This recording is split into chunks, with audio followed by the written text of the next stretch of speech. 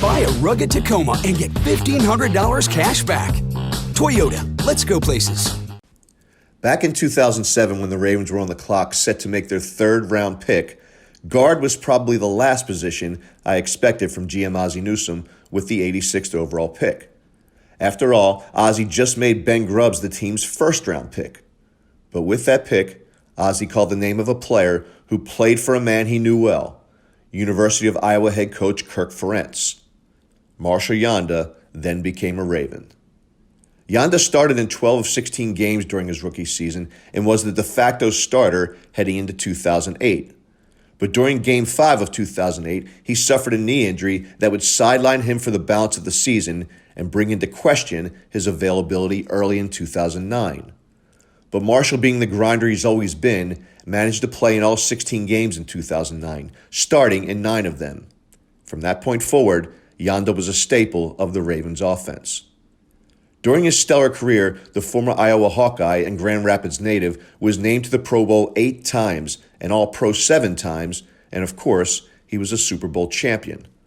Only 2 other guards in NFL history can make such claims, Larry Allen and Alan Faneca, and both are in the Hall of Fame. Words like tough, gritty, dogged, and tenacious have been used to describe Yanda. During training camp of his rookie season, former Ravens linebacker Bart Scott was asked about Marshall.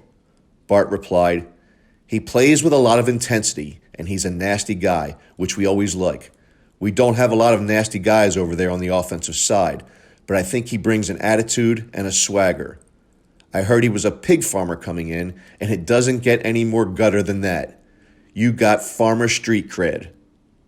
Soon thereafter, he simply had cred. By example, he earned massive respect.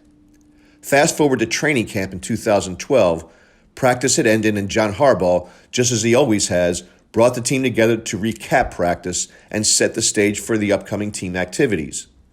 But before the gathering broke, Harbaugh gave the floor over to Yanda.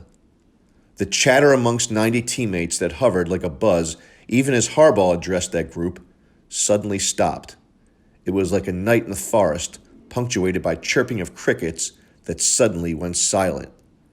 From the media's vantage point, Yanda's words were inaudible. But judging from the quiet that hung over Yanda's teammates like a comforting cloud, players clung to each of Yanda's words. It was obvious that the message hit its mark. When Yanda finished, his teammates chanted his name, Yanda, Yanda, Yanda. Later we learned that Yanda's message during that sweltering summer day in Owings Mills was embrace the grind. Embrace the grind. Players who do the dirty work to allow others to shine often go underappreciated.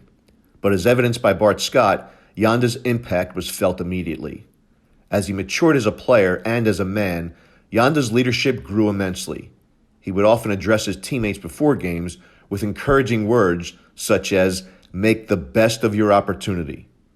For over a decade, Yanda did exactly that in the purple and black. He made the best of his opportunity. He practiced what he preached, perhaps even more consistently than any player to ever wear a Ravens uniform. Yanda made the best of each opportunity. His retirement leaves a tremendous void, not only as a player, but as a stabilizing personality in the locker room. You don't easily replace a Marshal Yanda.